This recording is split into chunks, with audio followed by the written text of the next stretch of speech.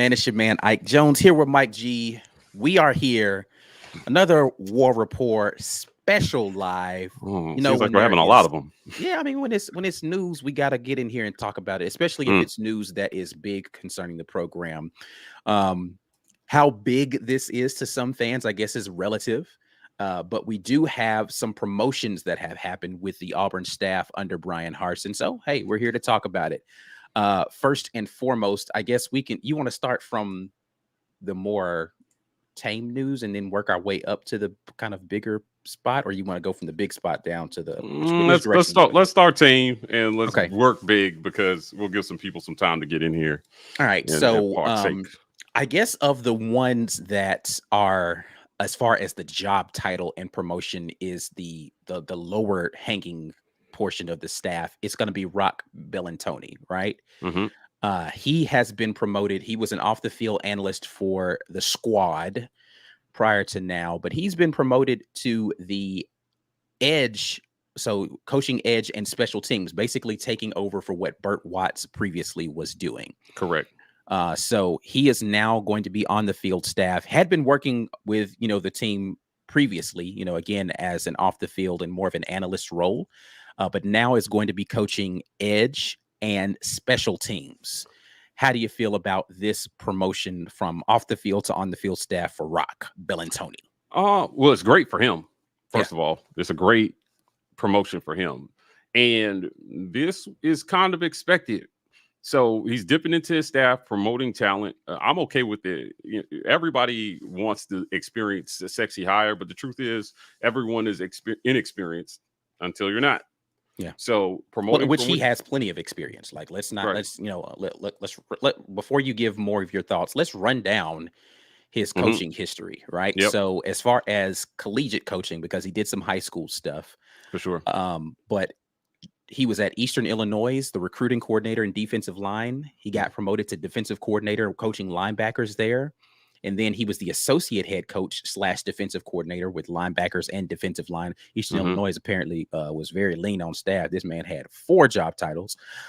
Villanova, special teams coordinator and defensive line. Florida Atlantic, this was in 2014, defensive coordinator and linebackers. Director of player personnel for Buffalo.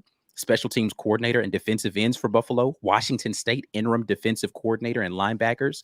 And then special teams coordinator and tight ends coach at Utah State in 2020. And that is before he gets here to Auburn in 2021 as an off the field coach, and now promoted to coaching special teams and linebackers. So it's not as if he's never done this before. He's done this at this is going to be his first Power 5 conference school that he's been coaching for, but he has coached at the collegiate level for, Washington State actually is Power 5. So no, never mind. I took that back. He was coaching over there. They are in the pack. So not his first round of doing this, but anyway, continue your thoughts about. Yeah. I mean, a collective 28 years of coaching experience. Right. This guy has, right.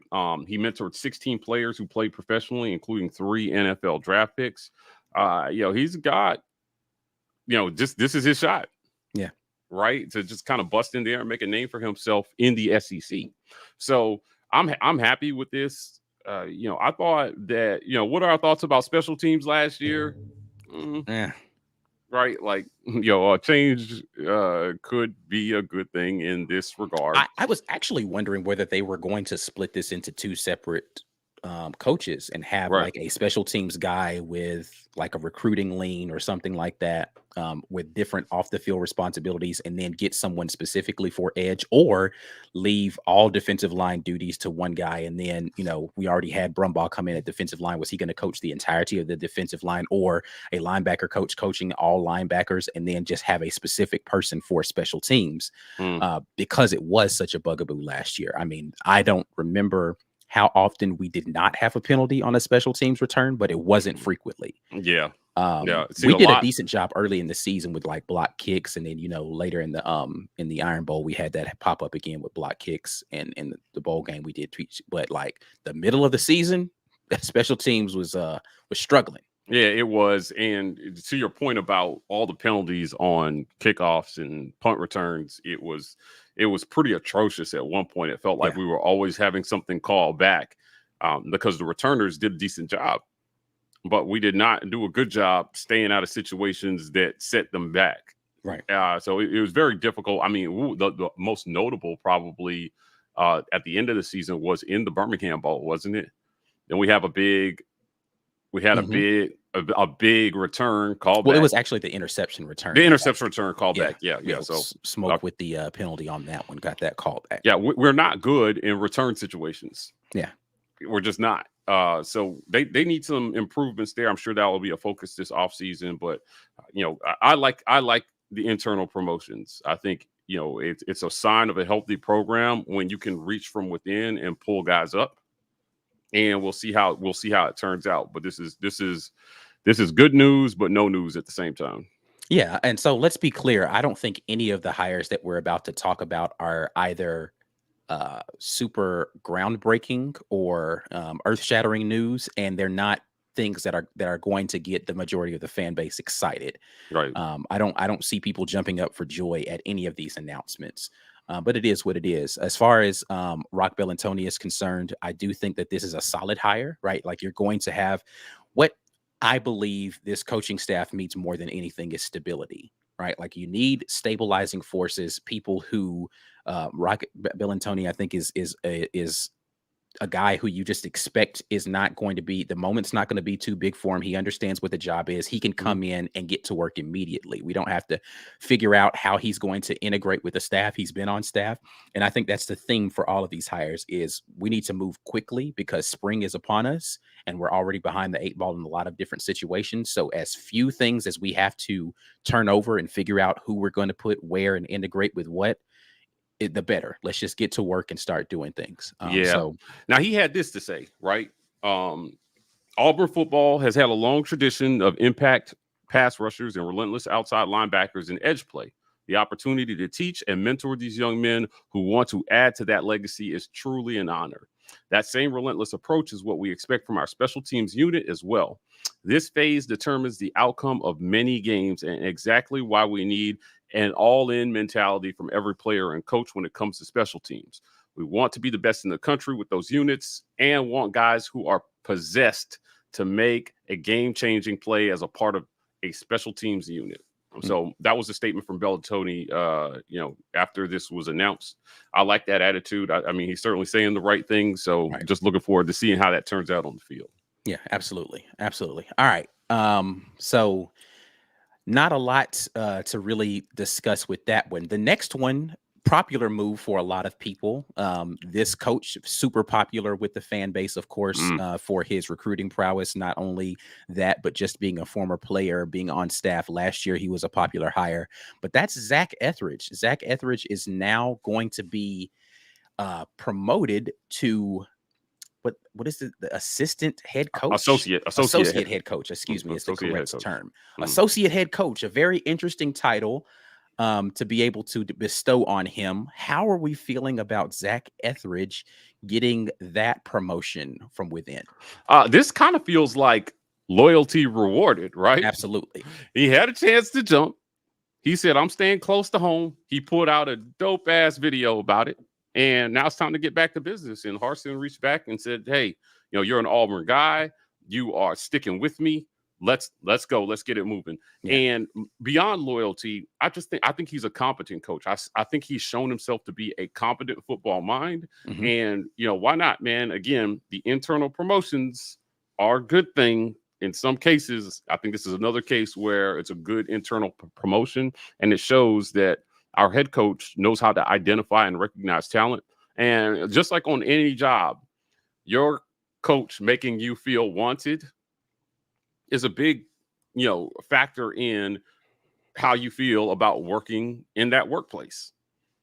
It's the same for everybody. So I think this was a show of gratitude for Zac sticking close to home. Georgia came knocking. He told them to kick rocks. I'm building something right here. I think this is a good move. Yeah, I like this. And this is probably, again, of the moves that happened today, going to be the more popular one for the fan base, just considering who it is and the recent news around interest from the Georgia program to poach Coach Zac Ethridge. So definitely happy to see Zac Ethridge get a little show of confidence from head coach Brian Harsin and reward for that loyalty. This of the three moves is the one I like the most for that reason. This is the kind of move that you want to see coaches make, which is, hey, we know that you're a guy who is loyal to what we've got going on. You've been working your tail off this last year. Here's a little reward for that loyalty and that hard work. If you're an employee, you want your manager to do this at any point in time for whatever job you're working is. Hey, I recognize your hard work. I realize you could go somewhere else and do this and maybe even make a little bit more money, but here's what I can do for you, right? We want you on this squad. We want you as a part of this team. Here's something that shows that we mean that, not just say it in word, but actually do it in deed. So I like this move from Brian Harsin. Of the three moves, again, this is the one that feels like the best move of those three, and the one that the fan base will be getting behind the most. I agree. I just think it's a good move. Get it done. It's time. I mean, we're a month out from spring practice. Yeah, you got to have people in place now. It's time to move on. Get your coaches in place and establish your team and get ready for this spring. They've got a lot to figure out. Yeah, absolutely. Absolutely. If you guys are just joining us, we are here, the War Rapport, talking about the recent promotions from within in the coaching program for Auburn University. We've already talked about the first two, Eric Bellantoni and Zac Ethridge, both getting promotions recently within the staff. We are going to pivot here to offensive coordinators in just a moment. But before we get into that, let's just talk a little bit about some of the stuff that you can expect from the War Rapport. Mike, let's talk about memberships to the War Rapport so people know what they need to do. Hey, listen, become a patron. These spontaneous lives in the middle of the day and near the end of the workday, they can be more frequent if you become a patron. Right. We'd like to move to full-time content creation. However, that can be a reality if we can get enough people to sign up as patrons. So become a patron, join our community. We're doing some great things at the War Rapport, bringing you more original content than anybody else on YouTube. And January to July, guys, working harder and bringing you guys engagement during what is the longest offseason in sports. Football is the longest offseason in sports. So felt like the 2021 season just flew by. 2022 will be here a lot faster than you think if you become a patron and sign up with the War Rapport. Absolutely. Absolutely. All right, let's continue the conversation here. Before we get into this last thing, let's jump into the chat, and then we will jump over into the last promotion that we have. I'm going to scroll all the way back up here to the top and see what we've got going on here. Eric Moss, I don't agree with this sentiment, but he says he's trying to get his buddies paid before they give him the axe. I'm not going to get too much into that, but I don't agree with that. Lawrence Robinson says, dang, Ike, you cramping on the Cougars. Not too much. Listen, I'm not going to sit here and act like the Washington State is some marquee job. But hey, listen, there is a very good head coach in the SEC right now who was a former head coach at Washington State. So listen, Washington State is not a job to sneeze at by any means. Let's see here. Philip Coleman says, I think Harsin had no choice to hire from within because the Board of Trustees never gave him an answer to how much he could spend on his new coaches. We will definitely dive into that sentiment, Philip. Glad to have you here on the live as always. Lawrence Robinson jumps back in here again and says Demetrius Robinson not fielding punts. That definitely was a thing last year. We had a few muffed punt situations, one specifically where D-Rob did not let everybody know, and it accidentally hit a guy's shin, and it cost us a game, essentially. Yeah, literally cost us a game. Ed Darby says, if Harsin, Ed, hadn't seen you on the live in a while, man. I guess when we're talking basketball, you're not interested, but we're doing a football live. He's still like, the thumbnail's about football. I'm all for it. If Harsin goes down, go down with your people and your way, period. Listen, this is something that I have been screaming for a long time, which is, like it or not, Brian Harsin needs to have people on his staff that he is comfortable with, that are going to do things the way that he wants it to be done. So if at the end of the day, he does get let go from this job for whatever reason, he can know that he did it his way, and it wasn't because he was acquiescing to someone else and how they wanted him to run his job. So I do like that sentiment 100%. Whether people agree with it or not, I think that's the best way that you have to do it. You have to run the program the way that you want to. Lawrence Robinson jumps back in here again and says, Urban Meyer developed his staff the same way. Every good football coach that is not going to just be able to pick and choose whoever they want to. There are a handful of programs in college football that can just go poach coaches from somewhere else, right? That's like they can just pluck whoever they want to. They give them an offer and they come running. There are very few programs that are like that. Auburn has not ascended to that place as far as coaches are concerned, where they can just say, hey, you want to come coach for me, and people come running. So you have to do the development game. You've got to get people in here as off the field staff, then promote them to on the field staff, get people who were coaches at lower levels in similar positions and see if they can work at that space and then move them up to a higher space, or even have a demotion, right? Former defensive coordinators that have a background in a position group, have them come be your position coach, pay them a similar salary, but then allow them to groom themselves back into being a highly recruited or a highly touted coach in whatever coordinator position. So this is the way you have to do it. And I think it's a smart approach, especially considering what we just mentioned, which is Harsin being placed in a bad situation right now with having a lot of things where his hands are tied and he's running out of time to make decisions. So look, we got to move quickly. Let's move on here.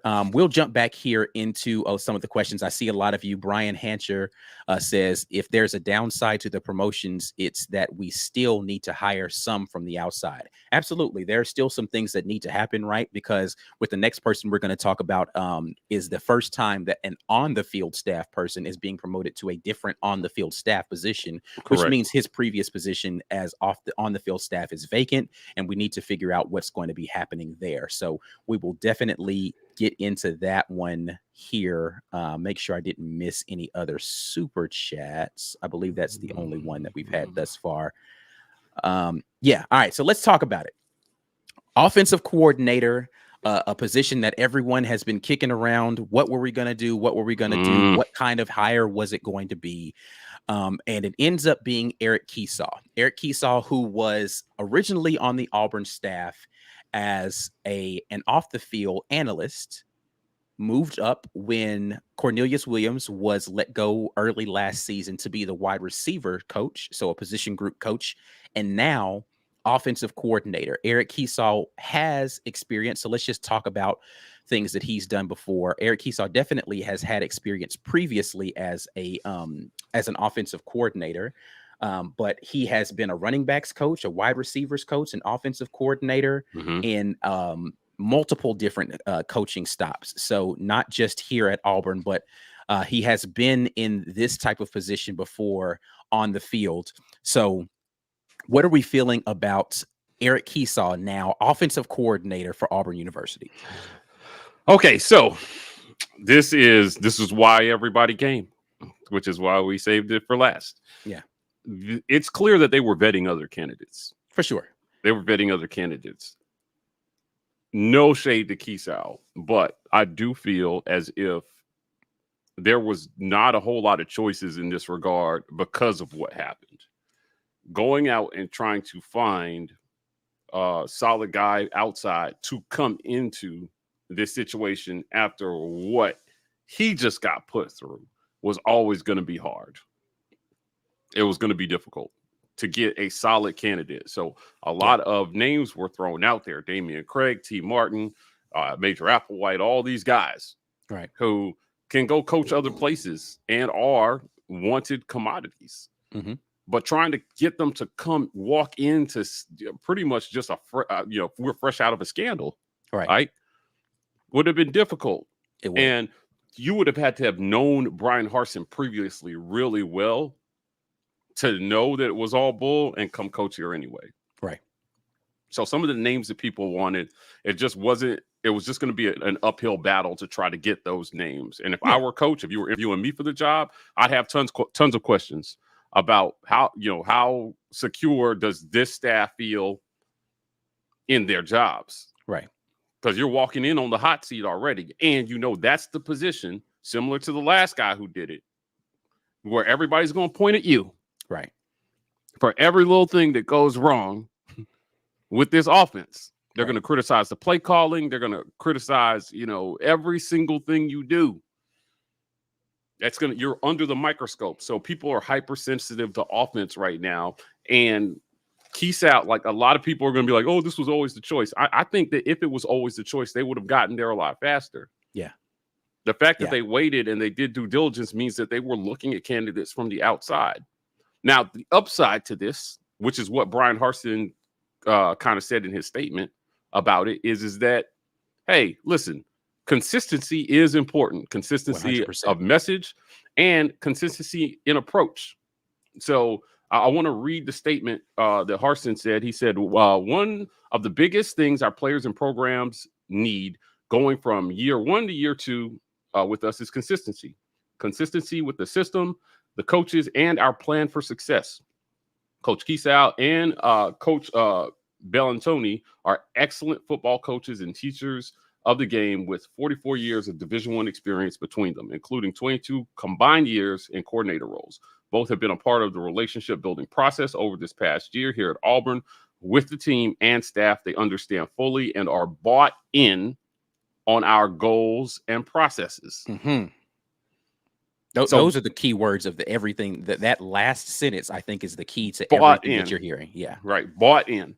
So this is the upside to doing this. Either way, it's got to work. I mean, listen, guys, Brian Harsin was going to call plays in 2022 anyway. Right. So he's going to be super involved. Now, my question, which I did get answered, was who's going to coach quarterbacks? And it looks like Kiesau, well, it's not looks like it is. Kiesau and Harsin are going to tag team that responsibility, and they're going to look for a wide receiver coach. Okay. And that's in a sense that's a big question a lot of the fan base was going to be asking is, are we going to go after a QB coach and then Kiesau is going to be OC/wide receiver coach, or are we going to go the direction of Kiesau being OC/quarterback coach and then go after another wide receiver coach? And so it seems as if they're going in the direction of getting a wide receiver coach. If I'm coach, the single most important decision that Harsin has to make this spring is who's going to play quarterback. Right. Hands down. That's the single most important decision, and it will be the most impactful to wins and losses in the offseason if all things are equal. The defense is still good. Who you pick at quarterback is gonna be the make or break. So I don't blame him if he wants to stay close to that process. Mm-hmm. I'm coaching for my job this year. I'm saying I'm not turning that over to anybody who is not like rock solid, proven commodity. Yeah. You weren't going to get that. So this makes sense. Now, wide receiver coach, we got to go out and find somebody. And I know a lot of people threw Travon out there. Right now, it's not looking like it's going to be Travon. Now, they are looking, and it might be easier to go out and find a solid wide receiver coach from the outside to come in than it would be an offensive coordinator. So they have acknowledged how valuable Travon is to this team in a recruiting role and some of the off the field things that he has done, but maybe not just ready to step into that on the field role just yet. So I know a lot of people want it to be him, but I would just ask everybody to consider whether he wants it to be him right now. If he's ready, even, right? Like, yeah, right. I mean, knowing that. Just because he played the position, and that's the thing that people have to understand too. Playing the position and coaching the position are definitely different things. And it's not, and I'm not questioning Travon Reed's football acumen, his aptitude, any of that thing. I'm saying that if you've never coached at this level, it's different, right? Mm-hmm. And so I think what he needs to do is make it known, yes, this is something I want to do, and figure out how he gets into an analyst role and how he grooms himself to be able to be a person who gets to be promoted through the ranks, because he's clearly bought in on Auburn University. He's recruiting his butt off for the school, right? So now if he wants that on the field job, he needs to figure out how to position himself to be able to get it. And if the Zac Ethridge situation tells you anything, if the Rock Bellantoni situation tells you anything, if the Eric Kiesau situation tells you anything, this coach is willing to promote from within. Yes. Right? You show yourself to be able to coach the position, then he will put you in position to be able to be that coach. And listen, this is something we talked with Bradley Larondo before last season. And he said that this was a focus for this coach, which is figuring out how to groom not just offensive, coaching talent through the ranks. Not just how are we going to recruit well, how are we going to develop well within players, but how are we going to recruit solid talent in coaching over to our program, and then how are we going to develop those coaches into people who can step into roles with the team. Right. So now, this is a golden opportunity for Travon Reed to figure out how to position himself for that sort of thing. Now, if you don't know who Brad Larondo is, he is the Associate Athletic Director and the Football Chief of Staff. Right. And so in his role, he oversees a lot of personnel moves inside the program, and he's highly plugged in to what's going on in that athletic department, and probably advising Coach Harsin firsthand on the goings on of the program. Now, I would say that every time something like this happens, fans start throwing out theories. And it took all of like 3 minutes for the Travon Reed thing to become a thing. I've watched it happen so fast. Bullets have left guns slower. This thing turned into a whole movement in like 5 minutes on Twitter. However, they were waiting. The people were poised with if it's Kiesau as OC, Travon Reed. Like it was just like a knee-jerk reaction, right? That happens with a lot of people. So that being said, there are two sides to it. When we do a coaching search, people are like, why don't we get this guy? Why don't we get this guy? And you got to slow down for a second and think, wait, do those people want to come here? Correct. Because why spend a bunch of time and resources going after somebody who doesn't want to come here? Yeah. And you can figure that out pretty quickly when you reach out to their agents, or, you contact the other university to have permission to talk to them, whether they're interested or not. We're not hearing those conversations in real time. So it becomes a whole movement, and that person has already said, I'm not interested in the job. So for Travon, he knows where he's at. And sometimes a promotion, it could be the right promotion, but the wrong time. Yeah, for sure. And I would just ask everybody to consider that. They value Travon Reed. They do. Yeah. They value his contribution to this program on a very, very high level. But this is not the direction that they're looking at going at this point. So you go out and you find a wide receiver coach that can come in and work with a young but talented group, and you get these guys in a good position to make plays for whoever you eventually choose at quarterback. Yeah.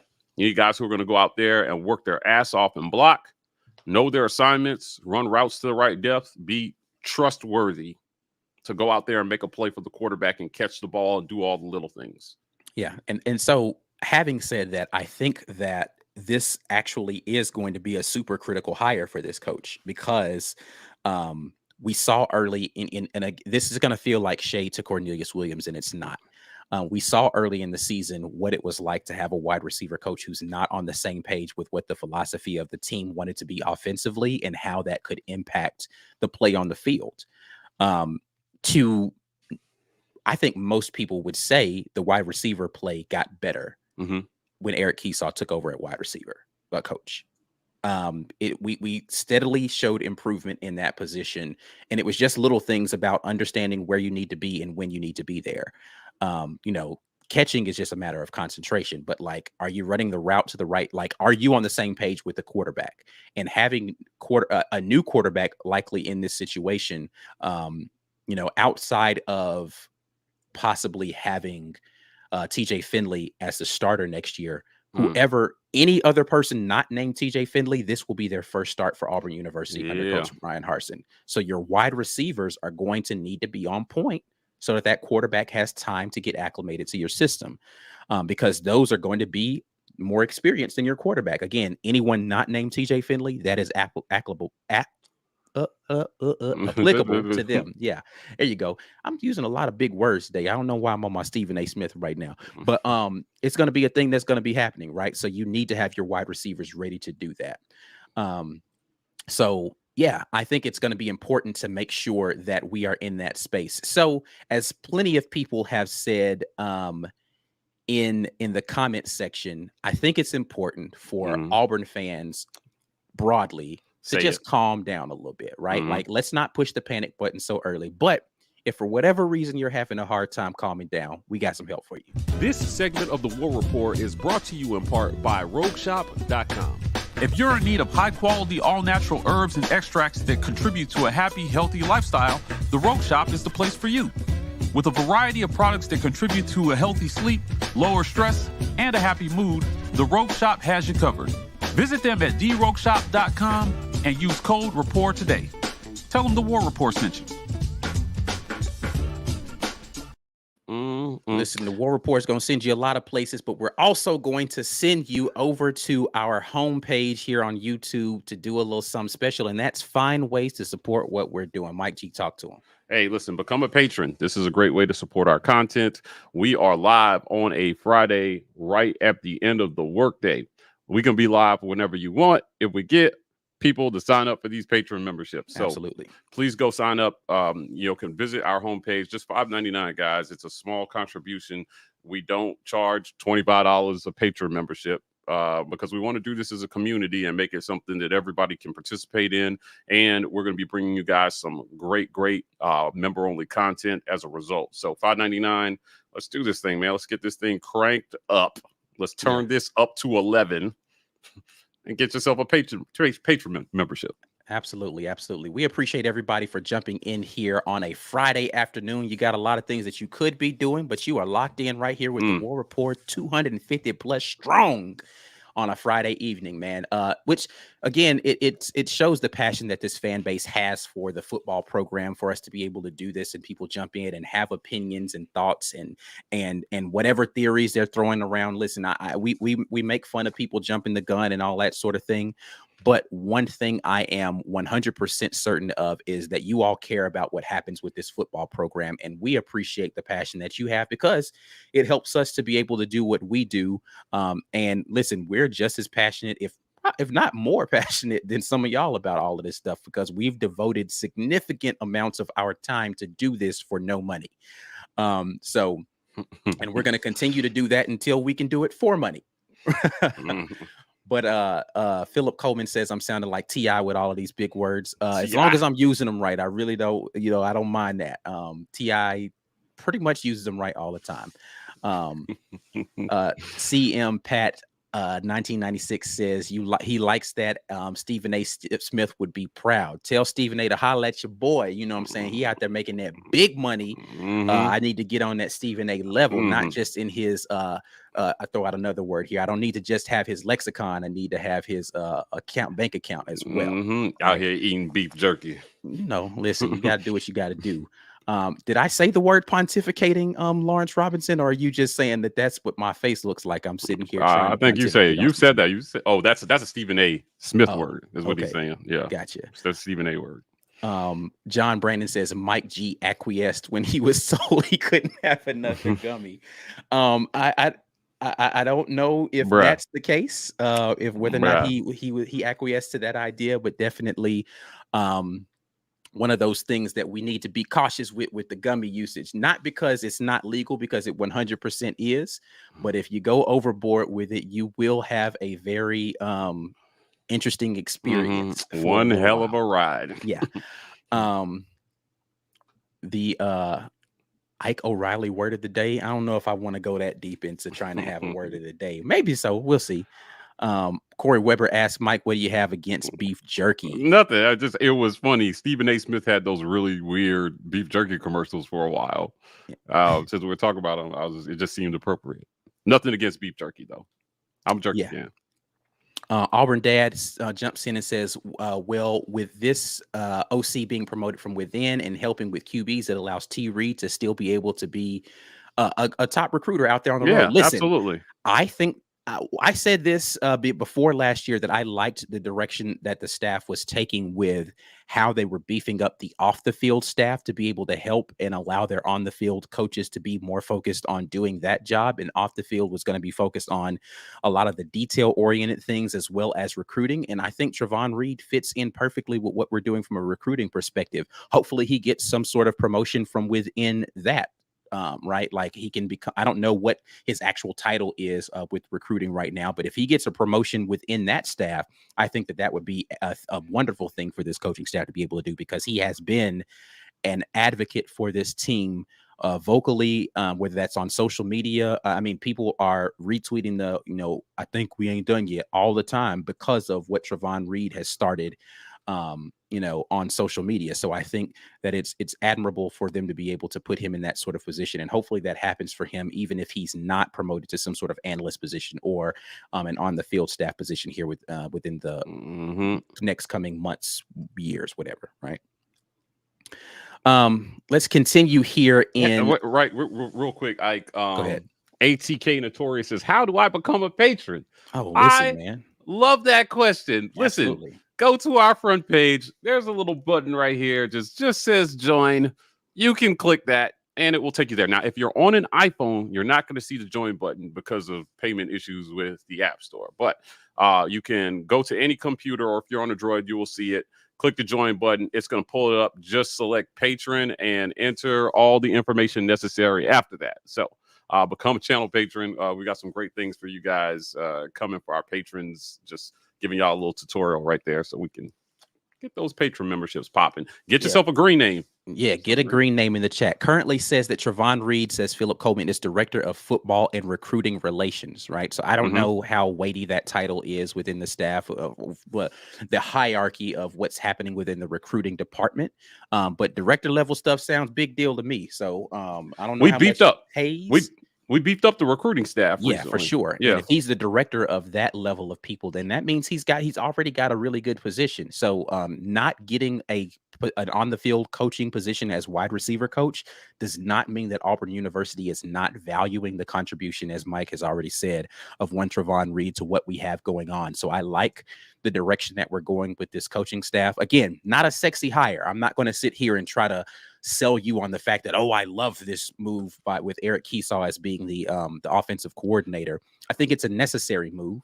Yeah, it's one that I actually thought they were going to make initially when they got rid of Mike Bobo. I thought it was going to be either Reeder or Kiesau stepping in just so that we could have what Coach Harsin said, which is continuity within the staff. But listen, circumstances have made us circle back around, which is why I said earlier that I disagree with the earlier comment. I think it was from Eric, who said that this was about him trying to get money for his folks before he gets fired. I think this is about him trying to stabilize the ship so that he can move faster. Facts. And again, if anyone has an issue with this coaching hire, I would question, who did you think we were going to be able to get that was going to be ready to go before spring ball started, that we could get in, that was already going to be familiar with the offense that he wanted to run, that wasn't just going to be, because if you're going to get a named person, they're going to want to be more than just a guy who is, they're going to want to call plays. They're going to want to do more than just be an offensive coordinator in title, which again, this sounds like I'm trying to take a dump on Kiesau. It's not. He understood what his role was going to be in this situation, which is why the Austin Davis hire made sense, because he did not have a ton of experience calling plays.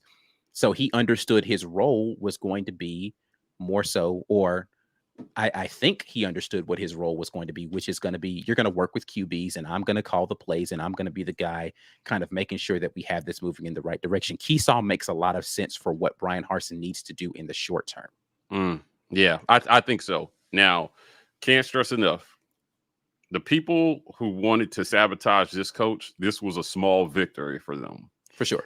Because you crippled his ability to be able to go out and hire outside talent. Now, to overcome that, he's just got to work with the guys he has and make it work on the field this year. That's the mission. That's the assignment, right? So I think Brian Harsin understands the assignment. And now it's just time to get this wrapped up, because we can't be talking about coaching hires next week. Yeah, we absolutely. Have to be talking about getting ready for spring practice, man, and getting these guys ready to go to battle. You're talking about impact with recruiting, right? Like one of the things that keeps recruits from wanting to commit to your program is instability. Like Mm-hmm. who's going to be calling plays? Who's going like you need to know those things.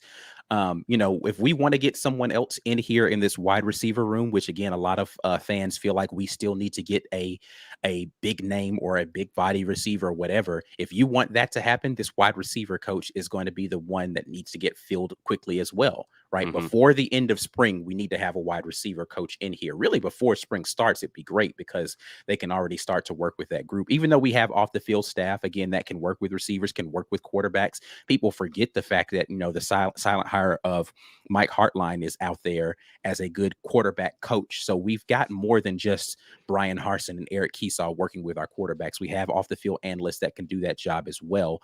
But we need to get a wide receiver coach in here because that's going to be crucial to having a kid who wants to play wide receiver for Auburn know who's going to be his position coach, who's going to be the guy that I'm working with day in and day out to do that sort of thing. Let's jump in here and grab this super chat from Brian Hancher. Then I'm going to let you talk a little bit here, Mike. Brian Hancher says, once again, here's how to become a patron. Just think of it as buying one of these guys a beer once a month or a down payment on a shot of Blanton's for Mike G. I like the way you think about that. Blanton's even is though expensive over here. I would like a shot of Blanton's as well. I am a whiskey and bourbon connoisseur myself. So if anybody wants to just randomly buy me some whiskey or bourbon, if you see me out on town in Auburn, one of these games, I will be happy to accept that drink from you. Dustin Lacey, longtime guy here with the War Rapport, coming on board as a member. We appreciate you going ahead and jumping in there with that. Yeah, if you're looking for a business at the War Rapport for that bottle of Blanton's, and we'll get that to Ike. Yeah, business at the War Rapport. One day I'll give you guys a picture of what my wine cabinet and my liquor cabinet looks like, and it's looking a little meager these days. We need a little bit more bottles on there. I do want to jump into the chat here for a second. There was a comment that said, Lolly Wenzel said, not to mention, we don't know if he ever got clarification on the OC position, pay, etc. Right. So this was way easier. Plus, who would come after that shit show that went on here last week? Yeah. This can't be understated enough. So I appreciate this comment. There are so many things that the average fan is not going to know that might have been a stumbling block to him doing whatever plan A was. What was his best case scenario? Right. And a lot got ruined for him. So guys, at some point we got to just move past. We didn't get this person or he didn't do that, or stop being hypercritical of all these moves, to just understand he's got to get stuff done at this point. Yeah. His hands were tied. What else was he going to do? Yeah. So he's got to move past it at this point. So I think it is paramount that a lot of fans just slow down and think about the fact that there may be factors here that none of us will ever know when it comes to these hires. Listen, it's I can't underscore how difficult a job it is to be a head coach of a football program for a Power 5 conference. Not only a Power 5 conference, but that conference be in the SEC. Not only to be in the SEC, but be in the SEC West. Not only to be in the SEC West, but have your top rivals in conference be Alabama and Georgia. This is a tough job to have. And that job is not made easier by the things that surround the program that have seemed to have clouded the perception of this coach. So it's going to be difficult for him to be able to do his job. So I think, again, the most prudent thing that he can do is, listen, load up the bullets with ones that you know are going to be reliable and go out shooting, man. We're not going to sit here and rest on our laurels. We're not going to sit here and have a pity party. We're not going to do any of those things. We're going to go out here and we're going to put people in positions to be successful, whether that is a guy that people know or not. Go out there and coach your butt off and see if we can get some W's next season. And then again, the narrative changes if you put more tallies in the win column. That's what the narrative changes after that. You get through this storm. There was I used to work at a software company here in Birmingham, and we had a CEO who told a story about, I believe it was Buffalo. He was telling a story about Buffalo, not the city, but the animal. And he was talking about the nature of the buffalo, and the animal is not important, but what the analogy was important. He was talking about the nature of animals and their response to storms, right? And he was saying, and it might be wrong if it was not buffalo, but he was saying like buffalo are one of the few animals that see a storm coming and charge directly into it because they know that's the fastest path to get through it. A lot of animals hunker down and just wait for a storm to pass. These are the type of animals that are like, okay, the storm's coming from that direction. Let me charge into it and get through it more quickly. But if you hunker down and you wait and you wait and you wait, that storm tends to last longer because that's just kind of the nature of it, right? If you're standing in one place, you're going to be in the storm longer. So Brian Harsin is taking the path to say, I'm going to charge headfirst into this situation so that I can get past it more quickly, get to the other side, and then we can figure out what we've got once the storm is over. So just a little bit of an analogy for y'all I like to be able that. to take with you. You know what I'm saying? I appreciate people here in the chat saying, listen, I have Uncle Nearest. I know a lot about Uncle Nearest. So just know, just keep that on your mind for a little bit there. Ben Bloodworth jumping in with the super chat. Appreciate that. What even is an offensive coordinator these days? He says, almost feels honorific. Also, we need some War Rapport stickers for our cars. Listen. Are bumper stickers still a thing? I don't have any stickers specifically for the cars, but on the merch site right now, we do have some small stickers that are available that you can put on stuff like your laptops or your notebooks and things like that. And if you want to slap one of them joints on your car, you absolutely can. So that is actually available right now in the War Rapport merch store. So appreciate that. Another opportunity for us to plug some things. Auburn Dad says, challenge accepted. He'll buy me some JG approved bourbon at the next football meetup. Hey, listen, I'm with it. If it's not JG approved, it's not approved. Yeah, listen, but we will be down there, or I know I will specifically be there for A Day. So if anybody, we'll figure out where we can connect on A Day. We're not going to be doing an actual War Rapport tailgate this time, but there will be some people from the War Rapport family tailgating, and we plan to make some stops by some strategic spots during that. So hopefully I will see some of you down there at A Day. That is happening. See what else we got here that's interesting. Mike, you got anything you want to say while I'm looking through these chats here? Yeah, listen, this is I'm getting excited because it's almost time to start talking spring practice and football, which is where a lot of fans need to turn their attention. There's been a lot of drama this offseason. No fans' fault. Right. There were a couple of people who caused some problems in this program. Now we're done. We're over with that. It's time to start just talking football. And you said it earlier. We've said it on previous broadcasts. It's going to come down to wins and losses in the fall. And I think that 8 wins would be a great improvement. But this schedule actually sets up well for them to win 8 games. Now, I just want to, if we can talk schedule here for a second, right? Sure. This is actually a weirdly favorable schedule for Auburn football in 2022. So I'm pulling up the schedule here, and I got to tell you, we get kicked off with Mercer, W, right? San Jose State. I don't care if we started Grant Lloyd, should be a W.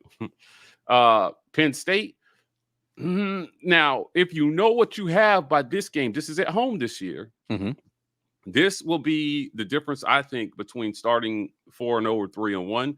But that doesn't look like an unwinnable game. Look how they finished their season last season. Correct. Now, Sean Clifford is coming back for his COVID year, so they'll have some stability there. But Jahan Dotson is gone. Right. So this is going to be a very different looking Penn State team. Missouri, that's a team you can beat. And then we got LSU at home, and they lost a lot of folks. So year one may be rough on the Bayou. That's already 4-1 or 5-0. Now you got to find win 3 more. 3 more games. Yeah. Georgia, right now, let's go ahead and call that an L until we see otherwise. After that, you are at Ole Miss. This was a team that we wiped last year, and they are Matt Corrales. And they lost more players to the portal than any other team in the SEC. So I know Lane's a good coach, but you're not telling me that this year's version last year's version of Auburn could beat that team, and this year's version is not going to have a shot. Right. That's a team we beat. After that, Arkansas comes to town. Another team we beat last year on the road. Right? So right there, where are we at? We're already maybe in the 6 to 7 win era. Right. Like, this is not as the people saying that this is going to be another 500 season. It could be.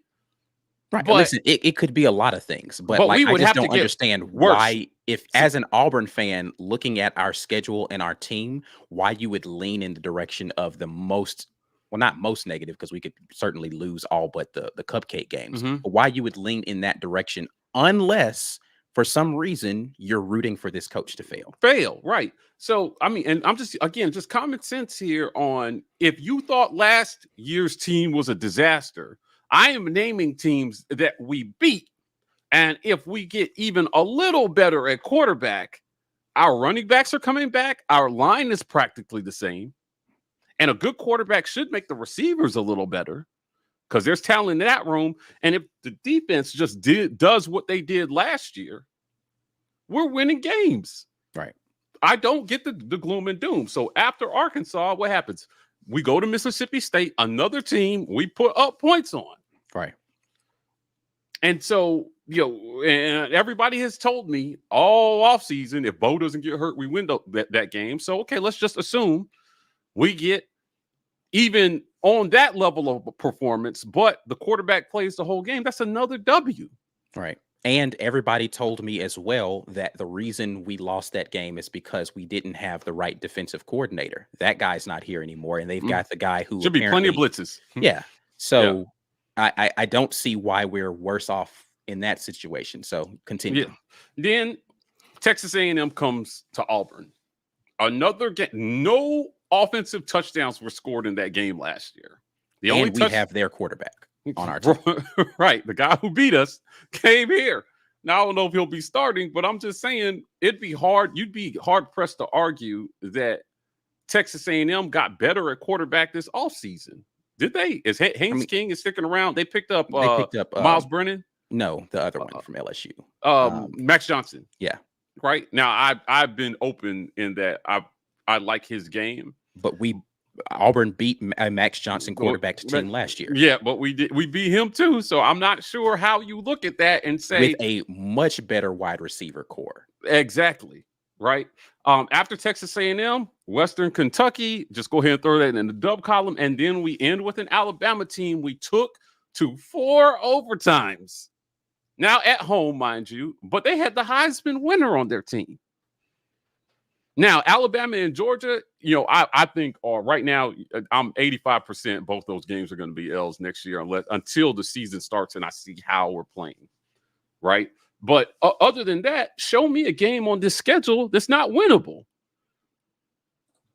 If they even improve just a little bit, because people are saying they're acting like we got worse. And I'm like, most of the people who left did not play significant time last year. And I don't care what anybody says. It's not with the quarterbacks that we have now, the newcomers even, Calzada, Robbie Ashford, and Demetrius Davis we already have in our room. Holden Geriner is coming in. I don't think he's going to play at this point, so I'm going to reserve judgment until I see him on the field in the spring. But we have 3 quarterbacks coming in that I think can put up better production than anything we saw last year. And again, I've said this many times, it doesn't have to be much better for us to get more W's. It does not have to be much better. Yeah. Right? Just a little bit more consistency, a few more down the field passes, and we could find some consistency down the field and make defenses back up just a little bit so they can't just bum rush our line to stop the run.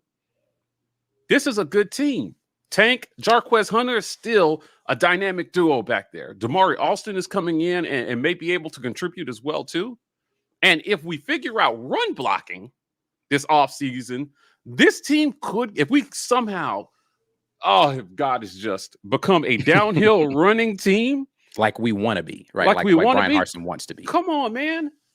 this is not all gloom and doom. And you're pointing to exits in the transfer portal from people who were not significant contributors, and we don't know what they would have been. But we're still pretty good at the 2 deep. And then we have freshmen that nobody's seen yet. Dylan Brooks is still on this team. Yeah. There's a lot of things to be excited about. Come on, man. If you just Camden Brown coming in at wide receiver. Right. I mean, they're going to be Tavares Dawson. There's going to be a chance. There's going to be a chance for some people to make a name for themselves this offseason. And at the end of spring, I promise you, it's not going to look as bleak. Now, I watched Oregon's spring game with Robbie Ashford, and I'm telling you, they looked like they had 3 quarterbacks who could get it done in that spring game. People would be behooved to know that we may look the same way this spring, because we have a guy who's already been in our system for a year in Demetrius Davis.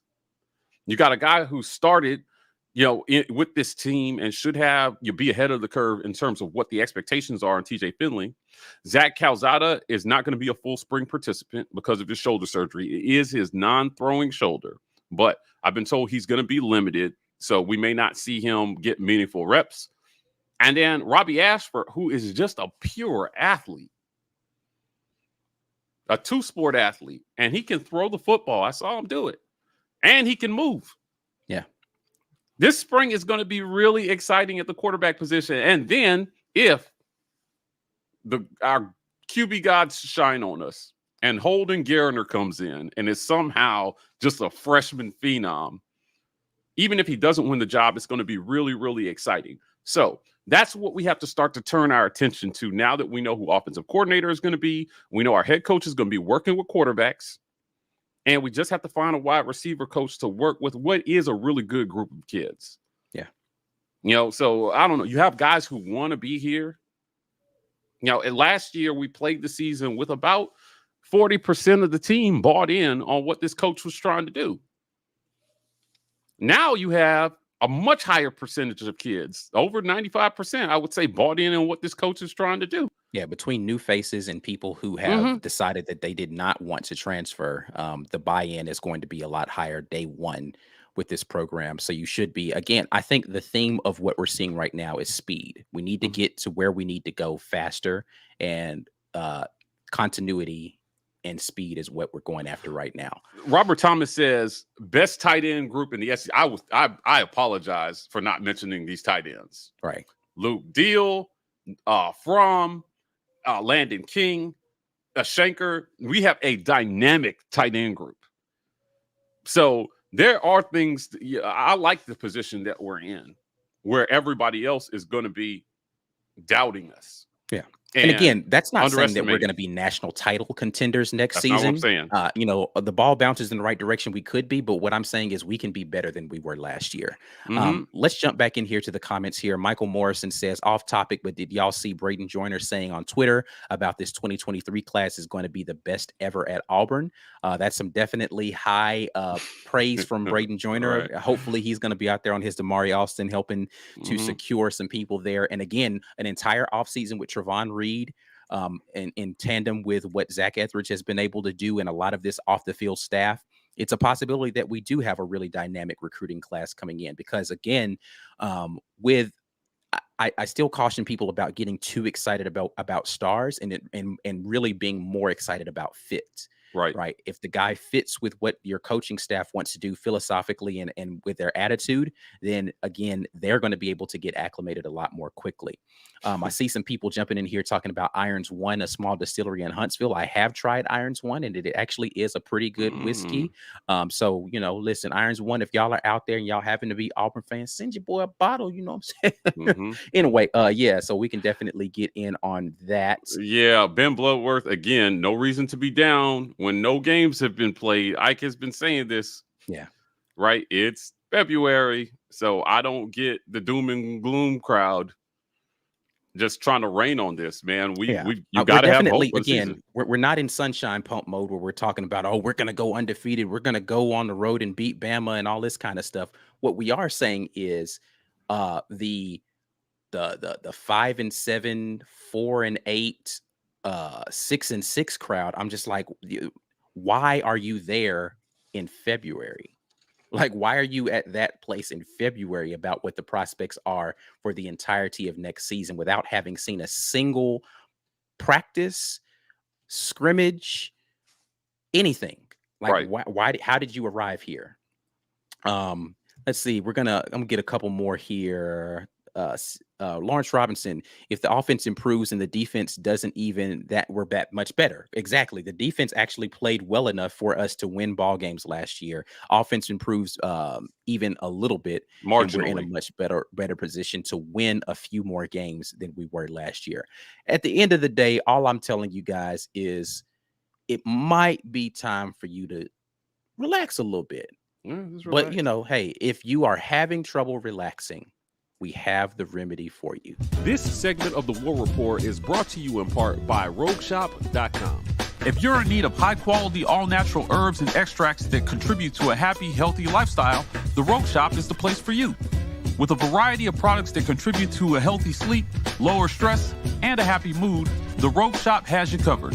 Visit them at DRogueShop.com and use code RAPPORT today. Tell them the War Rapport sent you.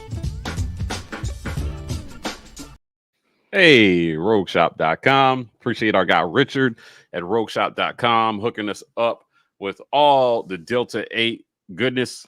So go check them out. They've got a great thing going over there, and they're really solid supporters of the War Rapport. Guys, support us by supporting our sponsors. Yeah. Listen, I've seen a lot of people. So Bay Lyman, you owe me an email. If you haven't already checked, you owe me an email about the merch that you were asking about. So make sure you send us an email about that. But we're asking, we talked about this a little bit earlier. I was trying to find the chat. He asked about Travon Reed. We did discuss this a little bit earlier about it's not looking likely that Travon Reed will be named as the next wide receiver coach for Auburn. But we do anticipate that he is, he definitely is staying on board as of right now in his recruiting role. And, we haven't talked to Travon about it. Listen, we might reach out to him, see if he wants to come in and talk about recruiting at Auburn, because there's a lot of people who have talked about how this staff can't recruit for some reason. And they're pointing at Brian Harsin as and saying he has an inability to recruit. Travon Reed would beg to differ. So maybe we'll get him to come on and talk about Auburn and their recruiting efforts and how he's feeling about his role as the director of recruiting personnel, or whatever it was earlier that somebody said. I forgot already. But yeah, so let's jump back in here to the chat a little bit more.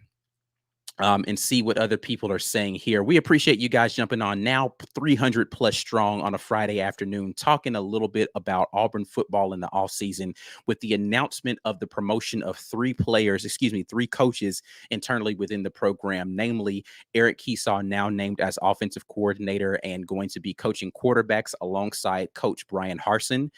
We've got Zac Ethridge, who is now going to be in a role as the associate head coach and continuing to do his defensive back duties, as well as Rock Bellantoni, who is now going to be the edge coach. He's going to be coaching the edge and special teams for Auburn University. Michael Morrison jumps in here and says the gap scheme blocking in the bowl game looked 100% better than earlier in the year, and we switched from zone blocking then. Listen, we did a little bit of a breakdown on, if you are not a patron, then you won't be able to look at this breakdown. But we did a little bit of a breakdown on the bowl game, and it was the offense was better in the bowl game. And that's with a quarterback that most of the fan base did not think played well, including yours truly. I don't think that TJ Finley had a particularly great game, but the offense still looked better with him in there as the trigger man, because I think Coach Brian Harsin understood what he wanted to do to attack them. And had we hit a couple of more, again, speaking specifically of the quarterback play, had we hit a couple of those deep balls that were open in that game, we win that ball game. And again, I get it, if we do this, if that, and, and everybody wants to talk about hypotheticals, but the reality is there were wide open players that were available for touchdowns. And it wasn't a matter of how we were calling that game. Tank Bigsby got off in that game, right? So we had opportunities to win that ball game. I think the preparation from Brian Harsin as a play caller definitely showed. In an entire season of that, I'm definitely looking forward to seeing what they do from that standpoint. This is an interesting one. Caleb Richardson jumps in here and says, thoughts on JT Daniels coming to Auburn? Yeah, this got floated out there a few days ago, and I just don't understand how that move makes any sense at all at this point. For JT Daniels or for the quarterbacks that we have on the roster. Yeah, right now. I mean, you went in and you brought in Robbie Ashford and you brought in Calzada, two guys who I'm sure were told they would have a chance to start this year. Mhm. If you go out and you bring in a third quarterback that has been a starter in this league already, I just don't know. I don't know if we're there. I don't know that we need to. We've got competition. We've got healthy competition. Demetrius Davis is still on this roster, right? Because if you bring in one more, you're pretty much telling somebody it's time to go. Yeah. Which and I've said this before, I'd be shocked if someone does not leave. We have 5 scholarship quarterbacks right now. My assumption would be whoever is in the not Holden Garner, I think it would be unlikely that he would leave. But whoever is in the number 3 spot between TJ Finley, Demetrius Davis is likely going to be the player that leaves and exits the program. Zach Calzada just got here, so him leaving again after spring doesn't make a ton of sense for him. But I mean, it's not outside of the realm of possibility. And the same thing for Robbie Ashford, just got here. So if I were a betting man, it would be one of those guys would be leaving. But again, it's possible we carry all 5, right? Like, it's not unheard of. It's just not likely that we have 5 scholarship quarterbacks on the roster going into the fall.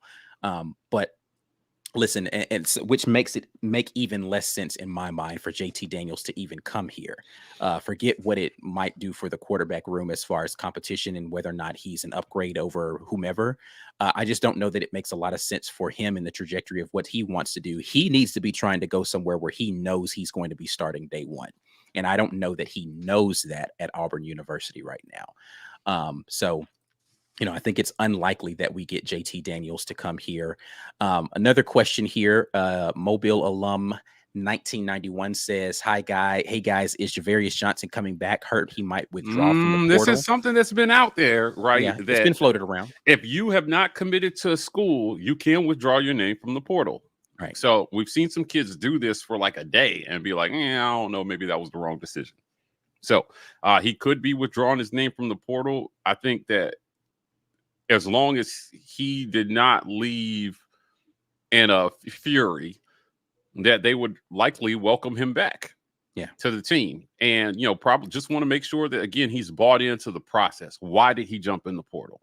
If he's one of these guys that didn't like the coach demanding that people show up on time and give their all, then he's not likely to be welcomed back, right? If he just thought maybe, I don't know, this is a sinking ship and maybe I should explore my options, I think they would welcome back, right?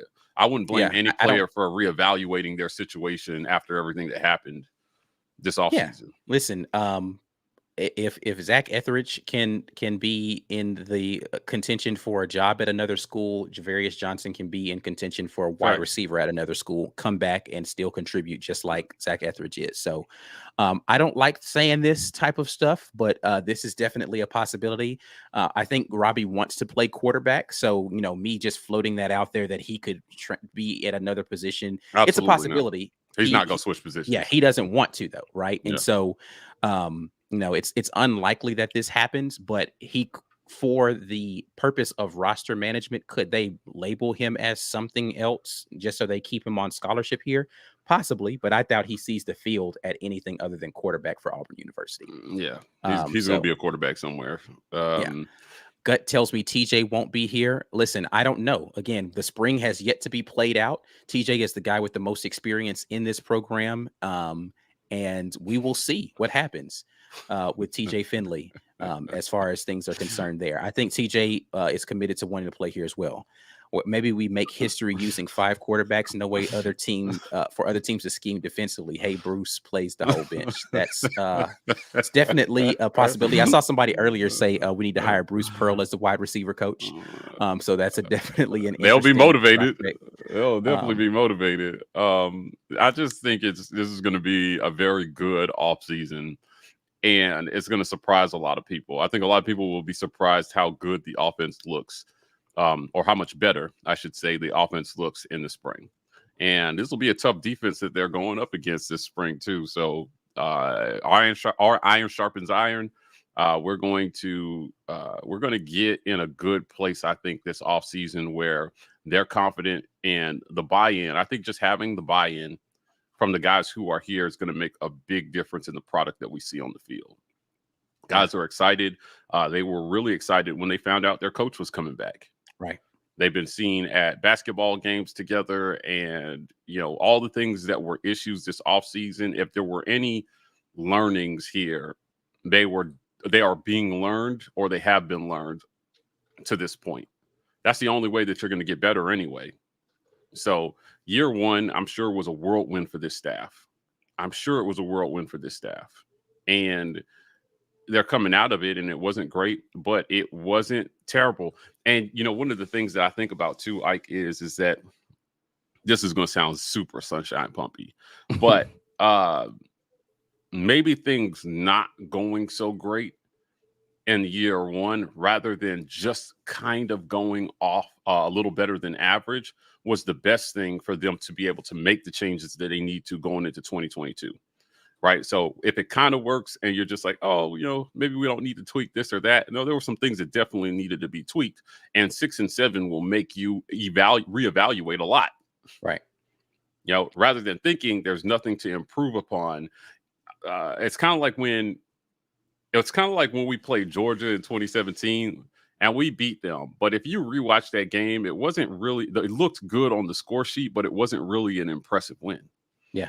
And then going into the SEC championship, I was so worried because I was like, Georgia they're going to have made a ton of adjustments. And what are we going to come out and do differently? Or are we going to come out and try to do the same thing we did 2 weeks prior and expect it to work? Now, with an injured Kerryon Johnson. Yeah, right. Oh, man, come on. Like, I just think that you get lulled into a false sense of security when you have success, right? But you don't do it in an excellent way, right? So doing it this way made them re-break down everything that they were working on, and just let's say, look, we need to break ourselves down and rebuild the foundation in some areas. And it's a tough process. Sometimes change is a tough process. It hurts. Sometimes change hurts. Yeah. But we have 8 years worth of something that we were trying to change in 1 year. And year one hurt. But how much better could it be because we went through that process? 2022 will tell us the answer to that. But yeah, I got a feeling a lot of the Brian Harsin haters will be really disappointed this coming season. Yeah. So listen, Mike G's feeling generous. So if you guys get your weight up in the comments, we'll give away an AU t-shirt here quickly before we get out of here. Let's see how many of these 300 or 296 now. We had some people drop off. Maybe they need to go eat dinner. People jumping in here. Get your weight up in the comments. If you want to be entered into the drawing, we will toss out this AU t-shirt here. We're not going to belabor this too long, so y'all need to go ahead and put those in the comments. If you've won already, you can't win again, but there's a lot of people who still need to win, so get that in the comments. We will be giving away an AU t-shirt courtesy of the War Rapport and our guy, Walt Taylor. That's GWT2 Energy Consulting Services. Check him out at gwt2energy.com. If you happen to have a restaurant, he is doing restaurant consultations, making sure that you get your logistics correct for your restaurant. I have not personally worked in administration for restaurants, but I have worked at a few, and trust me, it is hard to run a restaurant. So if you are even thinking about it, make sure you holler at our guy, Walt Taylor.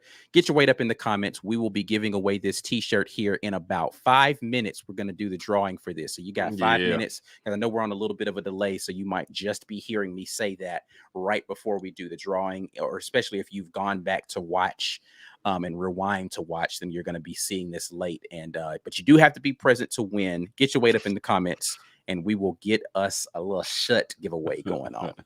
You guys are funny making fun of my grazing. We sit here for a long time. Got to keep the blood sugar levels even. I promise it's not munchies. It's just needed the nourishment. We have a basketball game tomorrow too. Like, Yeah, absolutely. I saw some That's people for him. asking some questions about that. If you want to talk basketball, we definitely will be doing that. Just so you know, if you didn't know already, I do a segment with fantasy sports with one of our sponsors, Prize Picks. prizepicks.com. So I will be doing our prize pick segment tomorrow on the Florida game. So make sure you tune in for my thoughts about what our potentials are for some of the what they call prop bets. It's not necessarily about who wins or loses. Auburn's going to win because we're awesome. But it's really more Exactly. so about how certain players will perform versus certain metrics in the game. So we need to make sure that we're getting over to Prize Picks. So if you haven't had an opportunity, head over to prizepicks.com. Go ahead and sign up, code Rapport, and you can get in on what we are doing with Prize Picks and maybe win a couple of dollars with Prize Picks while you're watching the game. Yeah, for sure. Prize Picks has been a great sponsor for us. It's a great way to have a little extra fun with the game and cheer your team on. So get over to prizepicks.com. Guys, every sign up helps us with our sponsors. So support us by supporting our sponsors. Doesn't even matter if you just play once. Right. Just you signing up for an account definitely helps us. So please go over there to prizepicks.com and get on board with them. They're going to be doing some fun things coming up here, especially around the tournament time. Yeah. Tournament time is going to be fun for Auburn fans this year. I can feel it. So yeah, and we already talked about whether we are likely, Mike, you can correct me if I'm wrong, going to be doing a bracket challenge for the tournament this year. We are. Now, we did a bowl challenge, which went well. About 90 of you guys jumped into our bowl challenge. So I'm looking for a little bit better participation in this March Madness bracket. So I'll send, if you're not on our email list, go over to the About channel and just click join the list and give us your email. I promise you guys, we're not spamming you with stuff. That's not what we do. We don't even have time for that. But if you get an email from the War Rapport, it's usually us trying to give something away. So you got to be on our email list. Sometimes I will post it in the community, and we'll give instructions on how to sign up for our March Madness bracket challenge. The winner will get a War Rapport bundle from the merch store. So that's multiple things just bundled together, put a rubber band on it, mail it out to you. That should be fun. Caleb Richardson, War Rapport over everything. Listen, I'm not mad at that at all. Listen, we're part of a great content creator community. Shout out to Zach Blackerby over at Locked On Auburn, our guy Chase H. We've kind of started a new thing. Zach is doing Fan Nation. So I write a little bit for that. Go check them out. They're doing some good things over there. Our guy JG Tate over on the Brain Drain, he's live during the games. Listen, JG has some dedication to y'all. JG will sit there for like 6 hours just taking questions and having call-ins. So great content creator community we have here. Please support us as well as them. Yeah, absolutely. That is funny. Bay Lyman says Rogue Shop going to name a product after Mike G. I hope so. To which Matt Steve say they'll call it it's in the mail. I like that. Richard, if you're watching, I need a product named after me, and I'll let you guys pick the name of the product for sure. Maybe we'll send out a survey. Get on our email list. We'll send out a survey. Lawrence, War Rapport call-in show? No. Yeah, listen. No. There are a lot of people doing this, and I got to tell you, I'm not a huge fan. No. Now, not happening. I would probably run a Twitter space before I did a call-in show. Yes. But call-in shows, no, thank you. Not like now. JG does call-ins, but it's not a call-in show. Yeah, he just has a few people who call in, so I don't really think he's doing a call-in show. And I've seen some of the other call-in shows; they never go well, and people always get on there and say crazy stuff. And I'm like, I'm not. Listen, so number one, for a call-in show to be effective, you've got to have a screener, right? You've got to have somebody who's able to screen people before they get on, so that you know what they're possibly going to say, or you have to be open to being Feinbaum and allow people to just get on and say crazy stuff. And so you're driving the narrative of crazy fandom. And we don't have, listen, it's just us. So we don't have somebody who can be a screener. And then I don't want to go the Feinbaum route. So I'm just not, I'm not trying to. Yeah, listen, he wants Phyllis from Mulga to call in. Yeah. I don't want to talk to Phyllis. I don't want to call on my show. I don't want any of that. So Plus I have to be able to like handle my reactions. And I listen, I'm a little too not built for a it. Call-in show. Yeah, definitely not built for a call-in show. So there was a guy on a Twitter space, we talked about it, saying crazy stuff the other night, and I was losing it. I was like, was it the one where I was listening and I was like messaging you? Yeah. See, okay, so like perfect example. Had I been on a live stream, number one, where you can see my facial expressions as someone is saying the most ludicrous things ever, I couldn't control my facial expressions. I'd have to be off of camera, number one. Number two, I would not have been patient enough to allow him to say the ignorance that he said without being like, okay, and you're done, and just hung up on him. Yeah, facts. It'd have been tough. Hey, listen, let's get to this drawing here. Yeah. We got a good amount of you guys in here. So not as much as I wanted, but there are some people in here. So yeah. So in case you didn't know, we are giving away this AU t-shirt. Get your weight up in the comments to be able to be a part of this drawing. Let's see what we got going. Only 47. That's not terrible. Hashtag get your weight up right now. Do it. Yeah. We'll give you, I said I was going to give you 5 minutes. We'll give you a couple more. Lawrence Robinson already saying he gone. We haven't even drawn a name yet. There's Julia. Has Julia won yet? Julia hasn't won anything yet. I don't think so. I don't remember if she did. I just know she's broken the television. That's really all I know. Okay. Hey, she's all right with me. I might send her something just because of that. All right. Once we hit 50, we need one more person there, and we're gonna hit. Well, I'm saying I'm gonna hit the button. Jump in. There it is. 50. Boom. Let it roll. Saw Corey right I saw your name right off the bat. It's not happening tonight, Corey. You come back around. Daniel Speller.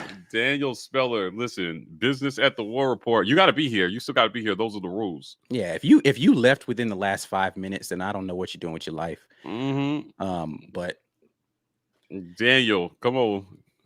You got to be in here. Yeah, I know it's a little bit of a delay, but we will redraw on you, sir. So make sure that you get in here and let them know that you are present, because they will definitely get rid of you before you've had an opportunity to say that. Final thoughts here on these hires, Mike G, before we hopefully see Daniel's name pop up here in the comments.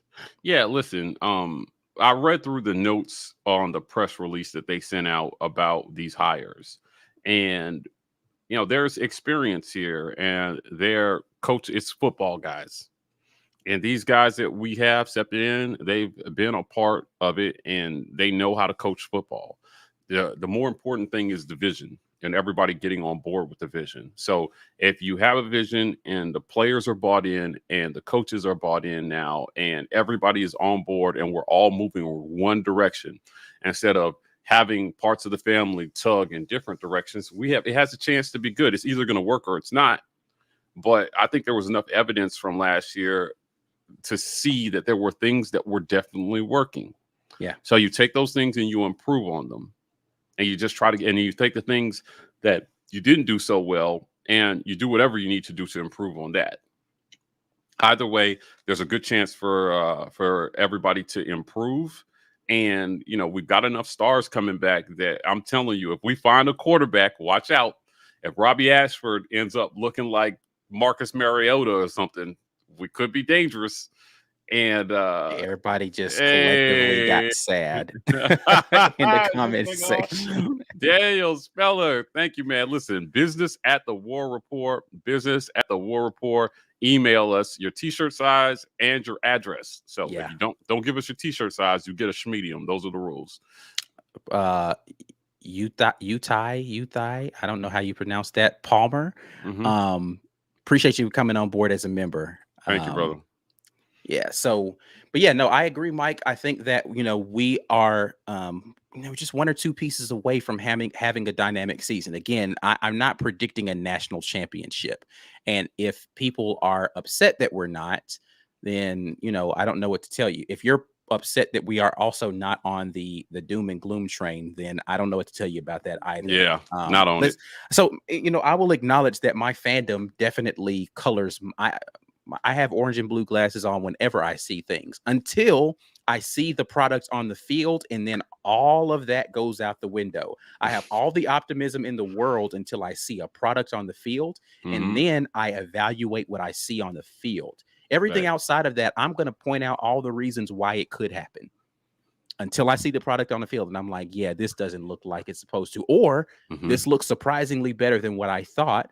And so we get to analyze what's going on with that. So yeah, I don't know why people are so ready to jump on the tracks, right? Like, I was going to say jump overboard, but like literally I feel like there is a train coming and you all have chosen to jump on the tracks in front of it and hope that that train stops before running you over. And this is going to sound morbid, but I am hoping that you are wrong and you get smacked in the mouth by this train. And it turns out much better than what you assumed it was. Yeah, it's going to be really interesting to see how this all plays out. But I think there's enough reason for optimism and hope. And let's just get behind this coaching staff, guys. We're all Auburn Tigers, and we want to see this thing work out. So that means rooting not only for Auburn, but for Brian Harsin and his staff. I hope they do a bang-up job this fall. Yeah, absolutely. All right. So before we get out of here, one more time, we just need to let you all know that content like this is going to continue coming, and we have so much more. So much more. Like I almost want to tease the stuff that we have coming up. We can actually tease one of the things. You want to talk about the interview that I don't know, when does that drop? Monday? The one that you just did? Oh, yes. So if you're on Twitter, then you know that the Twitter meme mob is a thing. And we have one of the leaders of the Twitter meme mob, Auburn Memes, did an interview with us to kind of talk about everything Auburn. He's actually been at this for quite some time, so he's really plugged into the Twitter space when it comes to Auburn. I'm kind of a baby when it comes to the Twitter space. I'm new to that arena, so I'm just trying to figure out how to Twitter. He's been doing it for a long time, so he's going to teach us about the ratio and all that stuff. So we'll drop that interview here this weekend. So watch out for that. Yeah. And if you didn't see already, I did a recent building report interview that dropped recently with the guy from Locked On Ducks. That is the Oregon channel, and we talked a lot about the transfers that we had coming in from Oregon for the football team. So if you want to hear a little bit of perspective from an Oregon person about some of the people who we have coming in from their school, including one Robbie Ashford, who we've already spoken about, definitely go and check out that interview. But more interviews like that and so much more coming as we get into this off season, where you guys know, as Mike is prone to tell you, we are working hard during the off season to bring you unique content. So please just know, if you don't have your notifications turned on, if you are not subscribed, if you are not a member, you are going to be missing some great things coming up during this off season. All right. We're about to get out of here, man. We have been at this for close to an hour and a half on a Friday evening. We're going to let you all enjoy the remainder of your weekend. We will be back at you tomorrow morning with our fantasy picks from prizepicks.com, as well as tuned in to the basketball game as Auburn travels to Florida to face the Gators in whatever they call it. I haven't beat them there in 19 years, I think, is what I read. Time to break another streak, right? We broke the Bayou streak. It's time to get rid of this one. But yeah, we'll be heading down to Florida as a basketball team. I say we again loosely because I will be right here in my house watching that game on TV. But hopefully you all will be tuned into that. But until the next time, and as always, man, it is War Eagle and the War Rapport out. We will holler at you all on the flip.